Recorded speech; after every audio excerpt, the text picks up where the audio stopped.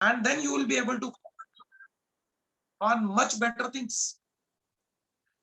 Now, if you look at it in the lighter way, हमारे यहाँ forgiveness सिखाई नहीं जाती. That is one aspect. अगर आप देखें हमारी पिक्चरों को देखें, अगर कुछ साल पहले तक तो हमें ये सिखाया जाता था कि बदला लेना है. The entire movie was focused on मैं इसका बदला लूंगा. वो छोटे बच्चे से ही उसको सिमरिंग है that he want to take the revenge, there is a resentment. और कई पिक्चरें बनी इंतकाम के ऊपर, बदला लेने के ऊपर, उनके नाम, nominee culture. So what is breeding. ना उसके थोड़ा सा पहले जाए तो आपको पिक्चर देख के आप भाई क्या बताया जा रहा है, पिताजी अपने पुत्र से बात ही नहीं कर रहे हैं. उन्होंने कहा कि जात मैं तेरा मुंह भी नहीं देखूंगा. Now the in the family this is what has been going psychologically inside. Now if you look at it, even the friends, this animosity, because that sells, because the negative emotion sells more than the positive emotions. So if you look at the society, as a society we are not teaching forgiveness. Okay, it is there in the scripture, it is there in the books, it may be, when you read Buddha, it may be there, but practical aspect mein society is teaching you to keep the resentment and take the revenge, and that the public, even the innocent mind feels that उसने मेरे साथ ऐसा कैसे कर दिया. Now he is sitting over it until unless he settles the score, he is sitting and breeding the resentment and not able to focus on other people. So if this is a wonderful topic today, that if we are able to forgive, it is only for oneself, it is for you, not for the other person. It is going to bring a wonderful peace inside. I think this is what is my submission for the day. Thank you very much. बहुत अच्छे, बहुत सुंदर जी.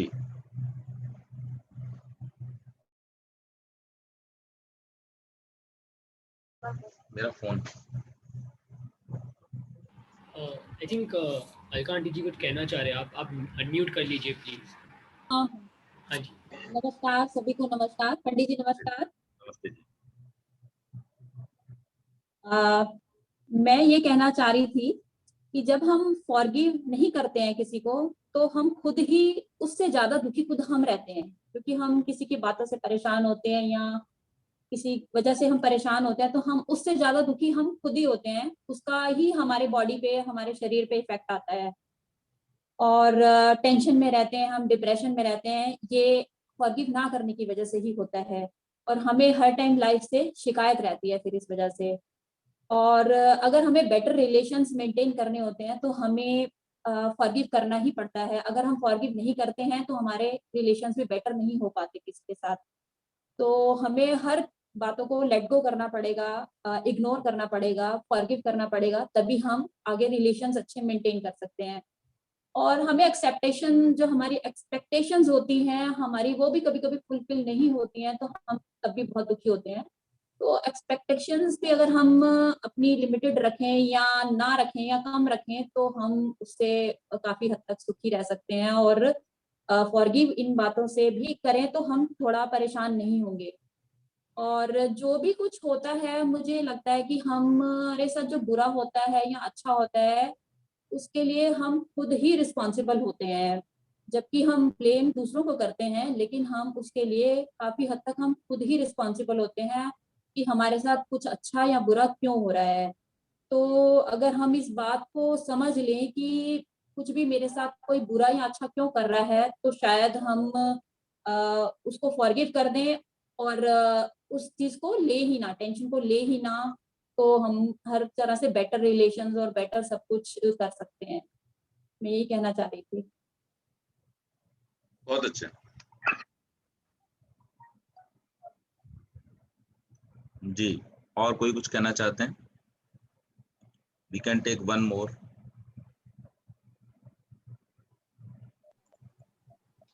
जी पंडित जी. Still Yasuda, please. हाँ जी, एक point मैं बोलना चाहूंगी, add करना चाहूंगी इसमें, कि हमारे डैडी जी हमेशा कहा करते हैं कि गिविंग बेनिफिट ऑफ डाउट, ये हमें लोगों को माफ करने के लिए, फॉरगिव करने के लिए बहुत बड़ा पॉइंट है, जिससे हमें मदद मिलेगी उनको माफ करने की या फॉरगिव करने की. क्योंकि जब जिसने जो कुछ किया है उसके पीछे बहुत बड़े कारण होते हैं, तो वो कारण को समझने की कोशिश करने से हम उनको माफ जल्दी कर पाएंगे. मुझे ऐसा लगता है कि ये हम बहुत बार सुनते हैं कि दूसरे की जगह अपने आप को रख के देखो। जब हम दूसरे की जगह रख के देखते हैं तो हमें उनकी गलती कम नजर आती है या नहीं नजर आती है कि अरे हाँ उन्होंने ये किया क्योंकि बेचारे दुखी थे, अरे उनके साथ ये हादसा हुआ इसलिए ऐसा हुआ, उनके साथ ये हुआ इसलिए ऐसा। आई थिंक वो बड़ा फैक्टर काउंट करता है कि हम सामने वाले को माफ कर सकते हैं। It becomes easier. Thank you. बहुत अच्छे। आई थिंक सुधा ने बहुत रेलिवेंट पॉइंट कहा है, और मैं पूरी ग्रुप का फोकस दो एक्सट्रीम्स पे लेके जाना चाहूंगा। Let's take the example of one like इतना the dictator like Hitler. Now Jews को जिस तरह से मारा गया, I mean it was absolutely brutal. तो उन फैमिलीज या पूरी जो वाइप आउट हो गई, उनको उसको माफ करना या उसकी एट्रोसिटीज को माफ करना, big question mark. For ages, I think it carried on. It was very difficult for anybody to forgive him. और एक दूसरा एक्सटेंट होता है, एक बेटी सपोज माँ बाप की मर्जी के खिलाफ जाके शादी करती है। आज भी हमारे कल्चर, आज भी हमारी सोसाइटी में possibly for years the family boycotts the child, isn't it? इतना टाइम लग जाता है और बहुत लेट हो जाता है कई बार जब माफी मांगने का या माफ करने की बात आती है। सो आई थिंक दो एक्सट्रीम्स से अगर देखा जाए तो सिचुएशन भी मैटर करती है कि किस सिचुएशन को आप फॉरगिवनेस की दृष्टि से देख रहे हैं। It may be a very small incident जिसके कारण से लोगों ने बात करना छोड़ दिया, चाहे वो फैमिली मेंबर हो या सोसाइटी में कोई फ्रेंड हो या जो भी हो, या फिर कोई किसी ने किसी का मर्डर किया हो जैसे हिटलर। और ऐसे भी मैंने केस पढ़े हैं जहां पर where parents have forgiven the killer of their children. तो कोर्ट में जाके दे रियलाइज दैट इसकी जिंदगी खराब करने से अच्छा इससे तो गलती हो गई। They absolutely forgot the incident, forgive the person on that spot, and case भी ड्रॉप किया कई बार because they found that it was an act of done in haste और विद नॉट थॉट। तो मुझे लगता है इंसिडेंट्स हर लेवल पे होते हैं, उनको ध्यान से देख के उसका सोल्यूशन निकालना चाहिए। Maybe it takes time, like many people said, it's not so fast that one may forgive and forget, but it has to be finite. It cannot go on for years. जी बहुत अच्छा है। Okay, सो आज का जैसा कि बहुत ही अच्छा विषय आदरणीय संजय भाई साहब और इस ग्रुप के लोगों ने चयन किया, और उस पर एक बहुत ही सार्थक, बहुत ही अच्छी चर्चा अभी तक हुई है कि क्षमा और क्षमा के द्वारा शांति की प्राप्ति। सो अभी तक मोर फोकस वाज ऑन क्षमा, फॉरगिवनेस। आइए इस विषय पर थोड़ा विश्लेषण करते हैं, एनालिसिस करते हैं, और सबसे पहले हम इन दोनों जो शब्द हैं इनको समझने का प्रयास करते हैं। क्षमा क्या है और क्षमा से शांति की प्राप्ति हमें करनी है, तो शांति क्या है?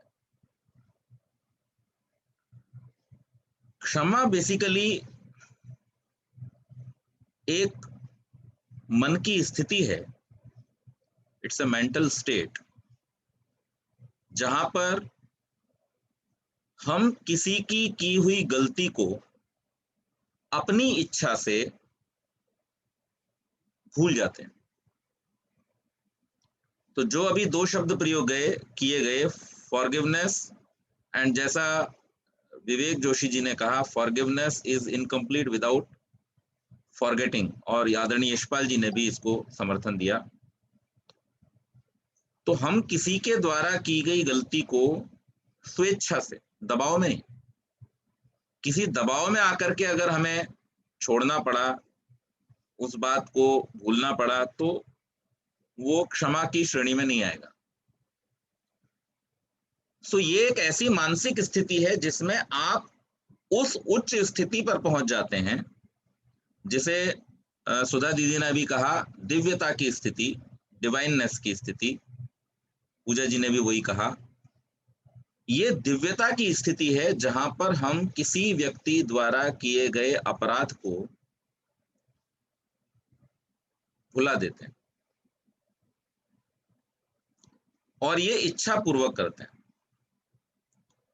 ये ऐसा नहीं कि हमारे पास में अपॉर्चुनिटी नहीं थी। अब कोई शक्तिशाली आदमी आपको रास्ते में धक्का देके चल दिया और आप कहोगे मैंने इसे माफ कर दिया, तो उस बात का कोई मतलब नहीं, क्योंकि आप अगर उससे भिड़ोगे तो वो आपको और ज्यादा तकलीफ दे सकता है। तो दिनकर जी ने बड़ी बढ़िया बात लिखी है एक इसके विषय में। वो लिखते हैं कि क्षमा शोभती उस भुजंग को जिसके पास गरल हो, गरल माने जहर, विष। क्षमा शोभती उस भुजंग को जिसके पास गरल हो, उसको क्या जो दंतहीन विष रहित विनीत सरल हो। अब जिस सांप के पास में जहर भी नहीं है और दांत भी नहीं है और वो कहे जी मैं तो किसी को काटता ही नहीं हूं, तो ऐसे सांप का न काटना अर्थहीन है, उसका कोई मीनिंग नहीं है। तो in a state where we were able to harm the person who had made the mistake, we were able to punish the person who made the mistake, and even that if we forget and remove all the negativity from our minds, that state is called forgiveness, क्षमा। और बहुत ही अच्छा example हमारे आदरणीय यशपाल जी ने दिया, हमारे सबके पूज्य महर्षि दयानंद सरस्वती, जिन्होंने एक अवसर पर नहीं अनेक अवसरों पर जीवन में जब उनके साथ में उनको विष देने वाले, उन पर प्रहार करने वाले, उनकी हानि का प्रयास करने वाले और यहाँ तक कि अंत में उनको प्राणांत रूपी विष देने वाले व्यक्तियों का भी जब उनके सामने आना हुआ तो उन्होंने उनको क्षमा कर दिया। और जब उनसे पूछा गया कि आप इसे क्यों छोड़ते हैं, इसको जेल में डाल देना चाहिए, तो वो यही कहते रहे कि मैं यहाँ किसी को बंधन में डालने नहीं, छुड़ाने के लिए आया। तो ये जो मानसिक स्थिति है इसका नाम है क्षमा। और दूसरी मानसिक स्थिति है शांति। शांति क्या है कि जब आपके मन से किसी भी प्रकार का जो वैर है, रिवेंज, बदला या ईर्ष्या द्वेष की भावना किसी के भी प्रति समाप्त हो जाती है, और जब आप अपने मन में केवल और केवल सबके प्रति प्रेम का भाव ही रखते हैं, वात्सल्य का या सम्मान का भाव रखते हैं, तो ऐसी स्थिति में आपके मन के जो विक्षोभ है, जो डिस्टर्बेंस है, वो समाप्त हो जाता है। और जब आपके मन का डिस्टर्बेंस समाप्त हो जाता है, विक्षोभ समाप्त हो जाता है, तब आप जिस स्टेट में होते हैं उसका नाम है शांति। शांति का मतलब कोई बात कही जा रही थी उस पर चुप हो जाना नहीं होता।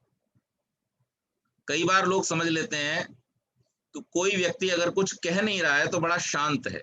नहीं, हो सकता है उस न बोल रहे व्यक्ति के अंदर बहुत बड़ा कोई तूफान उमड़ रहा हो।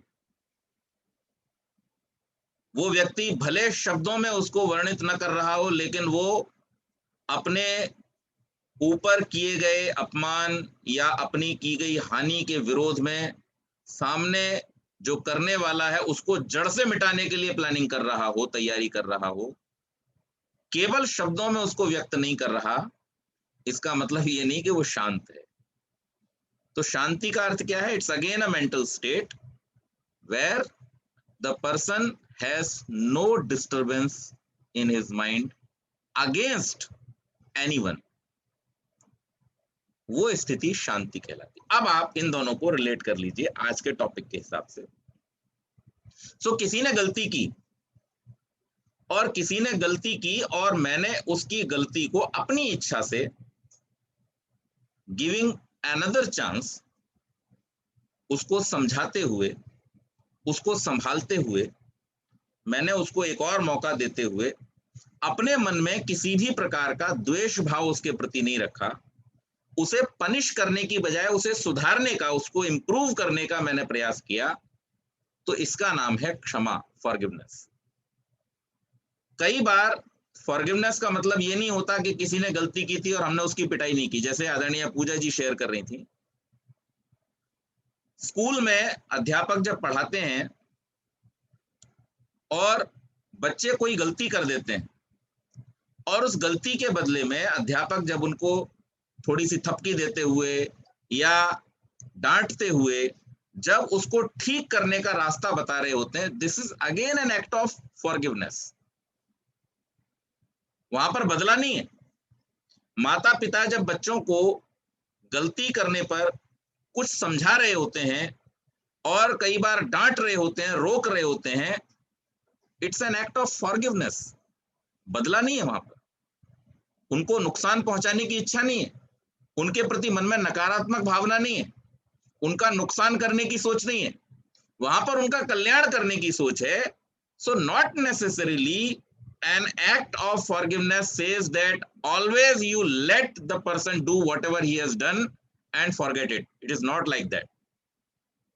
और इसीलिए आर्य समाज के दूसरे नियम में महर्षि दयानंद ने जब ये लिखा कि परमात्मा न्यायकारी भी है और दयालु भी है, तो लोगों ने उनसे प्रश्न कर दिया कि स्वामी जी, आप एक तरफ कहते हो परमात्मा न्यायकारी है और दूसरी तरफ कहते हो दयालु है। जो न्याय करे तो दया कहाँ, और जो दया करे तो फिर न्याय कैसा? तो स्वामी जी उसको इतने सुंदर शब्दों में एक्सप्लेन करते हैं। वो कहते हैं कि परमात्मा का न्याय भी उसकी दया ही है, क्योंकि अगर वो न्याय पूर्वक पाप करने वाले प्राणियों को, मनुष्यों को दंड न दे, तो फिर वो निरंतर पाप में ही लिप्त रहें और ज्यादा दुख सागर में डूब जाएं। इसलिए न्याय करके उनको पापों से छुड़ा देना भी तो उनके ऊपर दया ही है। तो क्षमा, forgiveness is not that simple. ये बहुत बड़ा शब्द है, एक बहुत बड़ा विज्ञान है, एक बहुत बड़ा इसके पीछे पूरा रहस्य है जिसको हमें समझना होता है।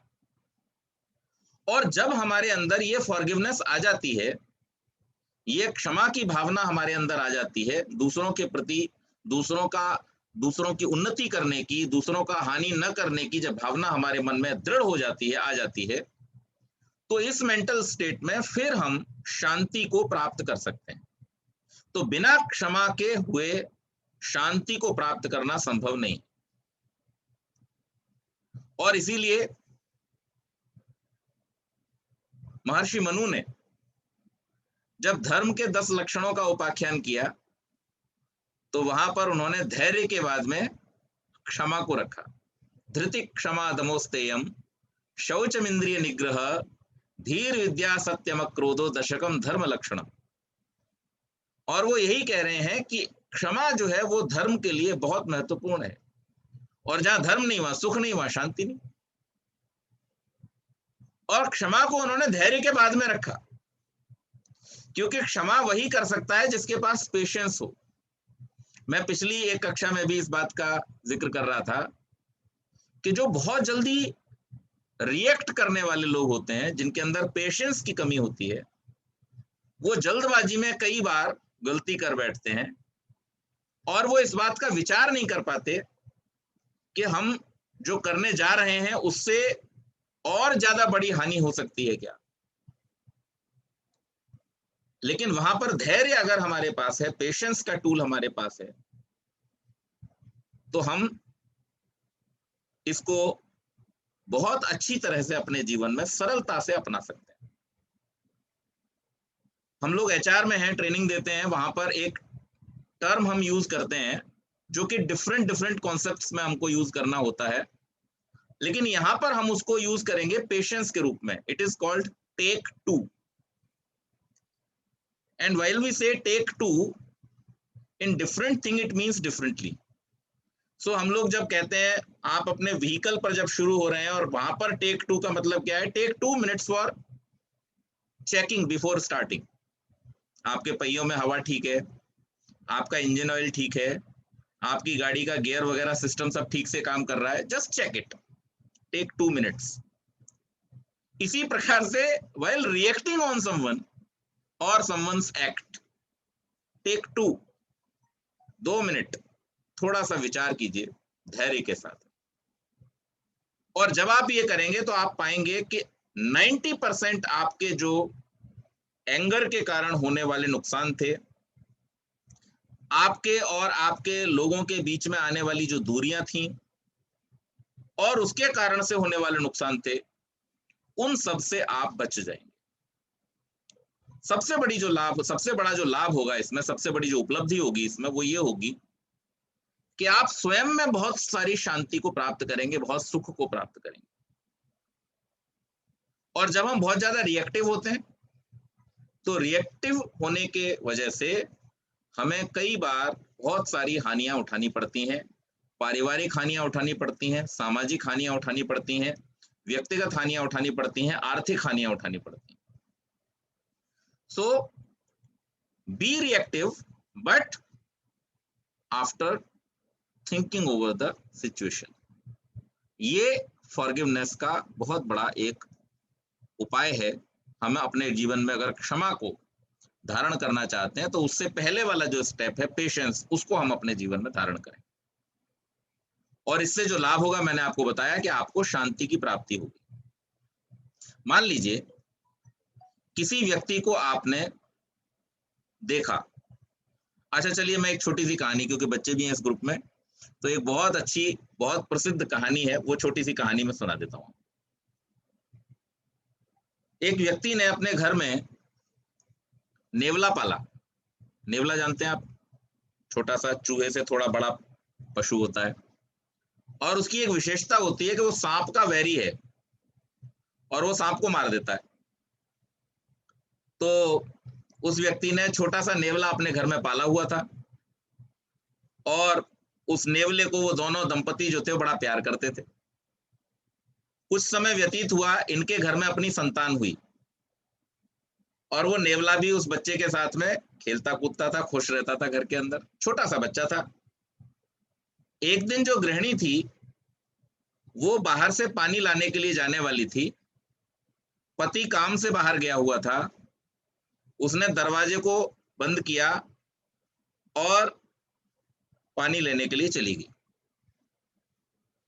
इतने बीच में एक भयानक सांप घर में आया और वो बच्चे की तरफ बढ़ने लगा। जब बच्चे की तरफ उसको बढ़ता हुआ देखा, तो नेवले ने उस सांप के ऊपर आक्रमण किया और उसको मार दिया। मार करके नेवला बड़ा खुश और दरवाजे पर खड़ा होकर के इंतजार करने लगा कि माँ जी आएंगी तो मैं उन्हें बताऊंगा कि मैंने इस सांप को देखो मार दिया, और बच्चे के प्राण उसने बचा लिए थे। वो प्रसन्नता में दरवाजे के पास बैठा हुआ, ये बाहर से लौट करके आ रही है। इसने देखा कि नेवले के मुंह पर खून लगा हुआ है, अधीर हो गई, और अधीर होकर के इसने क्या किया, इसके मन में ये विचार आया कि आज इसने मेरे बच्चे को कुछ हानि पहुंचा दी, और उस अधीरता और क्रोध के कारण से उसने वो जो पानी का भरा हुआ घड़ा था वो उसके ऊपर दे मारा। नेवला छोटा होता है, और पानी का भरा हुआ घड़ा अगर उसके ऊपर गिरेगा तो क्या हालत होगी। वो बेचारा वहीं पर तड़प करके मर गया। जब वो अंदर पहुंची तो देखा बच्चा तो खेल रहा है, लेकिन वहीं पर सांप मरा हुआ पड़ा था। 2 टुकड़े उसके नेवले ने कर दिए थे। अब वो बहुत पछताई, और फिर नीतिकार ने लिखा कि बिना विचारे जो करे सो पाछे पछताए। तो कई बार हम जब अधीर होकर के बिना विचार किए, बिना सिचुएशन को पूरा इन एंड आउट जाने हुए जब रिएक्टिव हो जाते हैं, तो कई बार हमें बड़ी हानियां उठानी पड़ती हैं। इसलिए कोई भी कार्य करते समय हमें विचार करना चाहिए और धैर्य को कभी भी छोड़ना नहीं चाहिए। कई बार लोग देखा देखी कुछ कामों को करने लगते हैं। उन्होंने देखा कि कोई व्यक्ति कुछ काम कर रहा है या कोई समूह कुछ काम कर रहा है, और उस काम के करने से उनको प्रशस्ति मिल रही है, पब्लिसिटी मिल रही है, उनका पैसा बढ़ रहा है, तो देखा देखी में वो उस काम में इन्वॉल्व हो जाते हैं, और उसका परिणाम ये होता है कि अपना स्वभाव, अपनी क्षमता, अपनी कार्य पद्धति को न समझने के कारण से, केवल देख करके उसमें बिना धैर्य के, बिना विचार के इन्वॉल्व हो जाने के कारण से कई बार जो अपनी भूमि होती है, अपनी जगह होती है, उसको भी गंवा बैठते हैं और हानि उठाते हैं। तो जो यश बढ़ना होता है वो तो नहीं बढ़ता, लेकिन जो राह बचा होता है वो भी समाप्त हो जाता है, तो अपयश को प्राप्त करते हैं। तो इसलिए हर व्यक्ति को जीवन में इस बात को धारण करना चाहिए कि अगर वो शांति प्राप्त करना चाहता है, अगर वो अपने जीवन में सुखी होना चाहता है और वास्तविक सुख प्राप्त करना चाहता है, एक तो सुख है जो साधनों के रूप में हमको मिले हुए हैं, लेकिन हम यहाँ पर जब बात कर रहे हैं तो वो वास्तविक सुख जो इटर्नल है, जो लंबे समय तक रहने वाले हैं और जिनके बारे में शास्त्र में कहा गया है, भूमा वही सुखम नाल्पे सुखम अस्ति, कि थोड़े में सुख नहीं है, बड़े में सुख है, यानी जो दीर्घकालिक है, जो लंबे समय तक हमारे साथ रहने वाला है, वो सुख वास्तविक सुख है। जो अभी मिला और थोड़ी देर बाद खत्म हो गया, उस सुख में कोई मजा नहीं है। एक शायर ने तो इसको बड़े खूबसूरत शब्दों में लिखा है, उसने लिखा है कि जाम पर जाम पीने से क्या फायदा, रात को पी सुबह को उतर जाएगी, और उसकी मस्ती के 2 घूंट पी लो जरा, उम्र सारी नशे में गुजर जाएगी। तो जो बाहर के साधनों में नशा ढूंढते हैं, बाहर के साधनों में जो मद को ढूंढते हैं, वो मद तो हमें थोड़ी देर के लिए मादकता प्रदान करता है, लेकिन जो लोग अपने साथ जुड़ जाते हैं, जो अपनी मस्ती में मस्त हो जाते हैं और जो उस परमात्मा को जान लेते हैं, उसको समझ करके उसके आनंद में जो मदमस्त हो जाते हैं, उन लोगों के जीवन में फिर किसी प्रकार के दुख का कोई स्थान नहीं रहता और वो लोग आनंद ही आनंद को प्राप्त करते हैं। वो शांत रहते हुए सबके कल्याण की भावना से जीवन को जीते हैं और उनके जीवन से सदैव सबको जो भी उनके संपर्क में आता है उसको लाभ ही होता है, उसको कभी हानि नहीं होती। तो इसलिए आज का जो विषय है बड़ा महत्वपूर्ण है कि फॉरगिवनेस गिव्स पीस, क्षमा से शांति की प्राप्ति होती है, निश्चित रूप से होती है, यदि हम क्षमा को सही अर्थों में अपने जीवन में धारण करेंगे। इस विषय पर मैं आज इतनी ही चर्चा करूंगा। इसके अलावा 2 चीजें और आई थी मेरे सामने आज। एक आदरणीय संजय भाई साहब ने भेजा था कि हम लोग निगेटिविटी को कैसे काउंटर करें। बहुत सारी निगेटिविटी समाज में फैली हुई है, अलग अलग चीजों को लेकर के, कहीं पर कार्यशैली को लेकर के, कहीं पे जो हमारा इस समय पैंडेमिक के टाइम में व्यापार है, राजनीतिक स्थितियां हैं, देश की स्थितियां हैं, लोगों की स्थितियां हैं, इसको लेकर के बहुत सारी निगेटिविटी सब जगह फैली हुई। इसको हम कैसे काउंटर करें? तो इसके कुछ उपाय हैं। एक तो ये है कि जब हमें घर को डूबने से बचाना होता है या नाव को डूबने से बचाना होता है पानी में, तो पहला उपाय करना होता है कि जहां से पानी आ रहा है उस छेद को बंद कर दो। तो जो निगेटिविटी दिन रात हम अपने अंदर ग्रहण कर रहे हैं, जो सोर्स है उसके, उनसे आप दूर हो जाइए, पहली चीज। और उसका सबसे बड़ा सोर्स क्या है? जो व्यूज चैनल आजकल हैं बहुत सारे, वो अपने अपने व्यूज देते रहते हैं, not necessarily they are true, उनके व्यूज हैं और उसमें डिस्क्लेमर भी रहता है हर व्यूज के नीचे कि ये हमारा अपना व्यक्तिगत विचार है, इसका वास्तविकता से कोई संबंध हो भी सकता है, वी डोंट केयर, लेकिन हमारे अपने व्यूज हैं ये। तो ऐसे डिस्क्लेमर वाले जो व्यूज हैं उनसे पहले अपने आप को आप बचाएं। अगर आपको थोड़ी सूचना प्राप्त करनी भी है तो बहुत अच्छा एक चैनल है जो हम लोग बचपन से देखते आ रहे हैं, जिसका नाम है दूरदर्शन।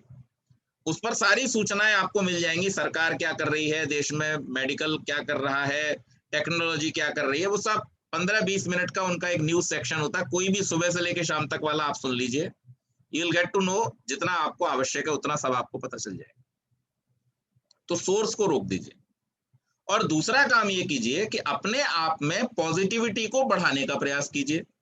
तो उसके उपाय हम रोज डिस्कस करते हैं यहाँ पर कि पहला तो हम सुबह जल्दी उठ करके अपने आप को थोड़ा सा क्या करें, देखें, अपने आप को समझने का प्रयास करें, यानी कम्युनिकेटिंग विद इन योरसेल्फ, अपने आप से बातचीत करना, अपने आप में अंदर से आवाज लगाना कि हम कौन हैं, हमारा क्या लक्ष्य है, हमारी क्या शक्तियां हैं, हमें क्या अचीव करना है, हम कितना अचीव कर चुके हैं और हमारे प्रयास में अगर कोई कमी है तो हमें उसे अपने आप को कैसे इम्प्रोवाइज करना है, कैसे इंप्रूव करना है। तो एक सकारात्मकता को बढ़ाना, एक नकारात्मकता को हटाना, ये 2 उपाय हैं जिनके द्वारा हम ये कर सकते हैं। तीसरी चीज है ईश्वर विश्वास। संसार में अगर सबसे ज्यादा सकारात्मक विचारों को जन्म देने वाली कोई चीज है तो मैं मानता हूं ईश्वर विश्वास है। और इसके लिए जहां एक और हमने स्वामी दयानंद जी का उदाहरण दिया अभी, वो तो अप्रतिम उदाहरण है, दूसरा संसार में कहीं ऐसा उदाहरण देखने को नहीं मिलता कि उनका ईश्वर विश्वास इतना दृढ़ था। लेकिन मैं आपको अपने अनुभव के आधार पर बतलाता हूं, मेरे अपने जीवन की, कि मेरे साथ मेरे जीवन में बहुत सारे ऐसे अवसर हुए हैं, बहुत सारे ऐसे अवसर हुए जहां पर there was no hope at all.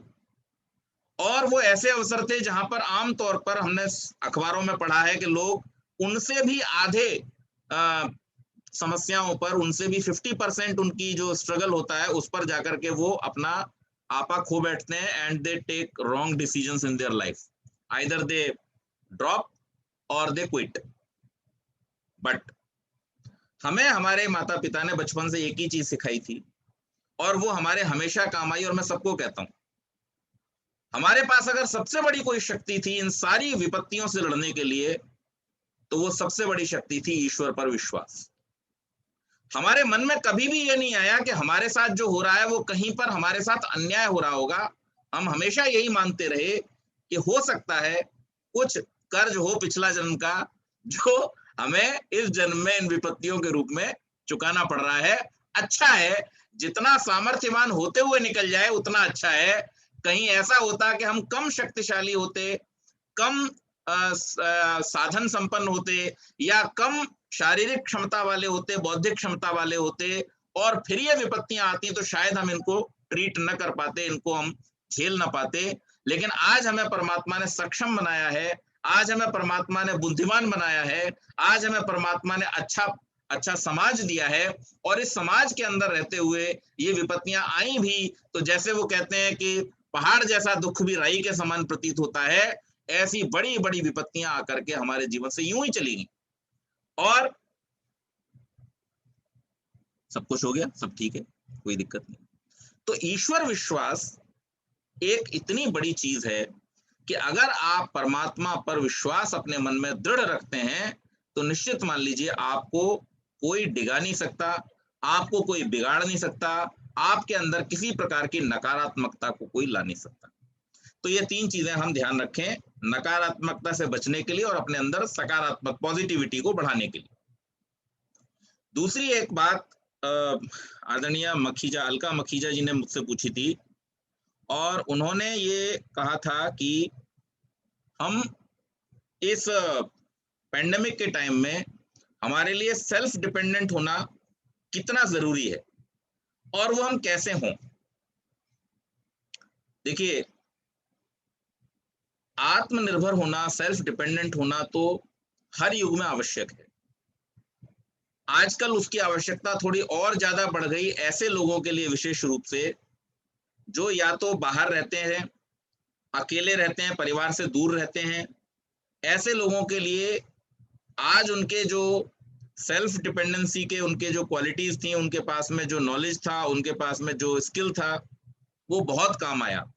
और जो लोग ऐसा नहीं थे, जो लोग नहीं जानते थे उन चीजों को, उनमें भी दो तरह के लोग हुए। एक तो वो हुए जिन्होंने इसको अवसर के रूप में, एक अपॉर्चुनिटी के रूप में लिया, जैसा कि हम लोग डिस्कस कर रहे थे, ध्रुव ने हमको बताया, दक्ष ने हमको बताया, बहुत सारे स्किल्स हमने सीख लिए इस पैंडेमिक के टाइम में, इस विपत्ति के समय में। सो ऑलवेज जब भी कोई ऐसी विपत्ति आती है जीवन में, वो हमें कुछ ना कुछ अनुभव दे करके जाती है, कुछ ना कुछ सीख दे करके जाती है। And it's always good to be independent. हम जो मूलभूत जरूरतें हैं, जैसे थोड़ा बहुत खाना बनाना, घर की साफ सफाई करना, उसको ऑर्गेनाइज करना, अपने कपड़े धोना आना, और उनसे जुड़े हुए जो भी काम है, अपनी साफ सफाई का ध्यान रखना, हाइजीन का थोड़ी नॉलेज, ये बेसिक नॉलेज जो है वो सारे माता पिताओं को अपने बच्चों को रूटीन में देनी चाहिए, ताकि जब वो बाहर हों तो मैस ना हो जाए। मैं आपको मेरे कुछ मित्रों के बारे में बताता हूँ। हम लोग जब कॉलेज लाइफ में थे तो हमारे 2-3 मित्र ऐसे थे कि जिनके घर पर या रूम पर जहां वो रहते थे, हम कभी नहीं जाते थे, कभी नहीं जाते थे। और उस कभी नहीं जाने के डिसीजन से पहले हम एक बार गए थे, और एक बार पहुंच करके वहां पर हमने जो दृश्य देखे, तो फिर हमने निर्णय लिया कि भाई जब भी कभी मिलना होगा, you come to our place but we'll never. वो क्यों था? क्योंकि सब कुछ जो साधन हमें मिलते थे वही साधन उनको मिलते थे, मोर और लेस एक जैसा ही हम लोगों का रूम होता था, लेकिन उसको ऑर्गेनाइज रखना, उसको हाइजीनिक रखना, क्लीनलीनेस रखना, चीजों को व्यवस्थित ढंग से मैनेज करना, ये एक चीज होती है जो हर व्यक्ति को अपने जीवन में सीखनी चाहिए, और सीख करके ऐसे समयों पर भी और आमतौर पर भी इसका उपयोग कर। हमारे पिताजी एक और बात बताते हैं, बस वो बता करके समाप्त करूंगा।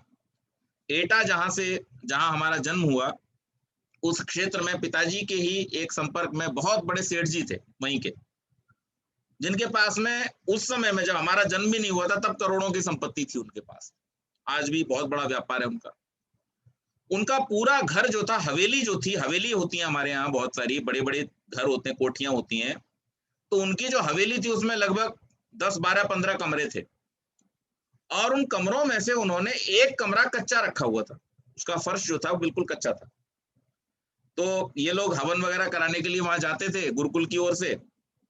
तो एक बार स्वामी जी ने उनसे प्रश्न कर दिया कि ये ऐसा क्यों रखा हुआ है। तो उन्होंने बताया कि स्वामी जी, मेरे घर की जो 3 बेटियां हैं, वो तीनों बेटियां प्रतिदिन एक एक करके अलग अलग मतलब जो उनका टर्न बाई टर्न इस कमरे में लिपाई करती हैं, गोबर से, गाय के गोबर से, भैंस के गोबर से जो लिपाई करी जाती है मिट्टी से, वो लिपाई का काम करती हैं। और ये कोई मजबूरी नहीं है, ये बाई चॉइस है, उनको ये सीखना है, उनको ये जानना है, क्योंकि वो समय अलग था, उस समय कच्चे घर हुआ करते थे। कल को ऐसा हुआ, कोई ऐसा समय आया कि हमारे पास में साधन न रहे, हमारे पास में ये न रहा, तो उन्हें पता होना चाहिए। अच्छा, उन्होंने ये नियम बना रखा था अपने घर में कि हर एक को एक दिन घर का पूरा संभालना है, वो चाहे साफ सफाई हो चाहे रसोई हो। तो एक व्यक्ति जिस दिन रसोई संभाल रहा है, दूसरा व्यक्ति उस दिन साफ सफाई संभाल रहा है। यानी ये स्किल डेवलपमेंट का एक बहुत अच्छा तरीका उन्होंने निकाला हुआ था कि उनके बच्चों में वो डेवलपमेंट हो, वो इंडिपेंडेंस आए, और वो उसके तरीके से अपने जीवन को अच्छी प्रकार से संभाल सके। तो बहुत अच्छा, आज की ये चर्चा बहुत सुंदर रही। जिन लोगों ने भी अपने विचार प्रस्तुत किए उनका बहुत बहुत धन्यवाद। और अगर मैंने जो कहा है उससे संबंधित कोई प्रश्न है, या अन्य भी कोई प्रश्न इस विषय से संबंधित आपके मन में है, तो आप पूछ सकते हैं। बहुत बहुत धन्यवाद। बहुत बढ़िया पंडित जी, बहुत ही सोच पे लगाने वाले विचार, जिनके ऊपर हम श्योर सबको गौर करना चाहिए। और अभी तक लाइफ में, राइट फ्रॉम चाइल्डहुड से लेके अभी तक, कोई सबकॉन्शियस माइंड में भी अगर किसी को फॉरगिव करना रह गया है, तो I think it is worthwhile कि एक थोड़ा टाइम निकाल के उसके ऊपर सोचा जाए कि कहीं गलती से जाने अनजाने में किसी को माफ करना रह गया है, या अपने आप से कोई गलती हुई है उसके लिए अपने आप को फॉरगिव, तो हम ये सब करें। That will be the biggest tribute to this discussion. Thank you. नमस्ते पंडित जी। पंडित जी, छोटी बात ऐसी याद आ गई कि जीसस क्राइस्ट को जब सूली पे चढ़ाए जा रहे थे, तो वो एक ही बात कर रहे थे, oh God forgive them for they don't know what they are doing. तो उनकी बस एक ही चीज उनके मुंह में से आ रही थी कि बस उनको माफ कर दो, ये नहीं जानते कि क्या कर रहे हैं, नादान है, इनको माफ कर दो। तो माफी में बहुत ताकत है।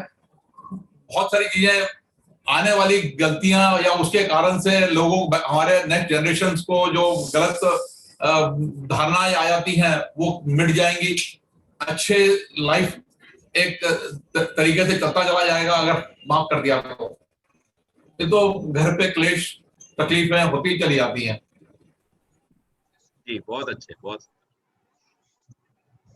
एक लास्ट थॉट के, will we be able to forget, will the world forget China if it's proven that the COVID virus has come from there? तो debatable points हैं ये भी। I will repeat my sentence जो मैंने कहा था अपने वक्तव्य में।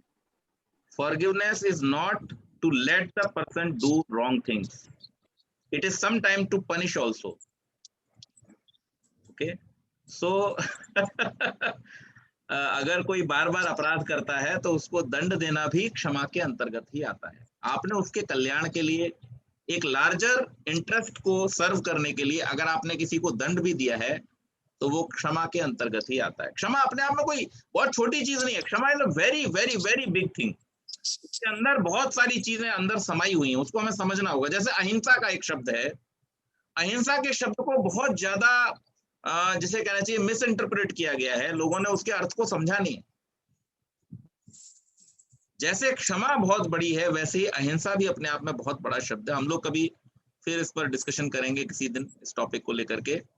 जैसे क्षमा के अंतर्गत भी दंड देना आता, अहिंसा के अंतर्गत भी दंड देना आता है। अहिंसा का मतलब ये नहीं कि वो जो सिखाया गया हमको कि एक गाल पे कोई थप्पड़ मारे तो उसके सामने दूसरा गाली, दैट्स नॉट अहिंसा। अहिंसा का मतलब वो नहीं है। ठीक है जी। जी पंडित जी, मेरे को एक पॉइंट बोलना है। जी जरूर। मैं सबको ये बात बताना चाहती हूँ कि कुछ दिन पहले हमारी एक टॉपिक पे डिस्कशन हुई थी, तो उसके बाद मैंने पंडित जी को कॉल किया था क्योंकि मैं एक पर्सनल प्रॉब्लम से गुजर रही थी। तो उन्होंने मेरे को एक सॉल्यूशन दिया कि तुम खुद के लिए टाइम निकालो, और वो चीज मैं कर रही हूँ पिछले 8-10 दिन से। मैं आधा पौना घंटा ही जल्दी उठ के बस अपने लिए शांत होके बैठती हूँ सुबह, ना कुछ सोचती हूँ। बस वो बैठने से ही मुझ में बहुत फर्क आया है, मेरे को गुस्सा नहीं आ रहा है। बहुत अच्छा, बहुत अच्छा। चलिए, आपको लाभ हुआ और आपने ये शेयर किया, ये बड़ी बात है। जी पंडित जी, इसीलिए क्योंकि आपने ये पॉइंट निकाला, तो अगर कोई भी, जिसको भी कोई प्रॉब्लम आ रही है, और ये मतलब है कहने के लिए छोटी चीज, बट ये बहुत बड़ा चेंज लेके आएगा सब में। खुद के साथ कनेक्ट करना बहुत इम्पोर्टेंट है। एक दार्शनिक ने बहुत सुंदर बात लिखी है, हालांकि वो वेद की बात है, कहीं बाहर से नहीं है, लेकिन हाँ, उन्होंने शायद ही वेद पढ़े होंगे, लेकिन उन्होंने इस बात को लिखा है जो हमारे वेद प्रमाणित करते हैं कि हर समस्या का समाधान हमारे अंदर है। हर समस्या, क्योंकि हर समस्या उत्पन्न ही हमसे हुई है।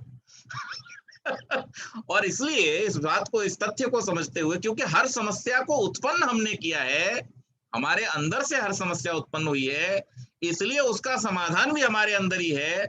और इस फैक्ट को ध्यान में रखते हुए हमें प्रतिदिन अपने साथ कुछ समय व्यतीत करना चाहिए, जिस समय हम किसी के न हो, उस समय सिर्फ हम अपने हों, अपने से बात करें, अपने मन में विचार करें और दुनिया भर से बिल्कुल अपना कनेक्शन थोड़ी देर के लिए हटा दें।